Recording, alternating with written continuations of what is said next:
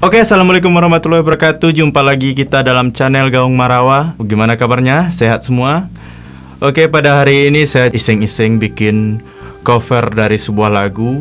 Lagu ini sebenarnya soundtrack dari instrumental anime Naruto, judulnya Sad and Sorrow. Dan saya sangat tertarik dengan instrumental ini karena saya pikir kesan sedih, kesan sadnya itu memang terasa gitu. Apalagi dimainkan dengan penuh jiwa.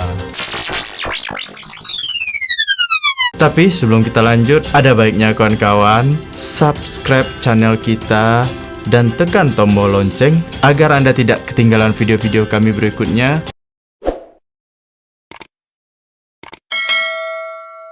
Sad and Sorrow adalah sebuah instrumental dalam film Naruto yang sebenarnya memakai instrumen tiup dan piano. Tapi hari ini saya akan cover dengan alat musik Minangkabau. Apa itu? Kecapi si Jobang.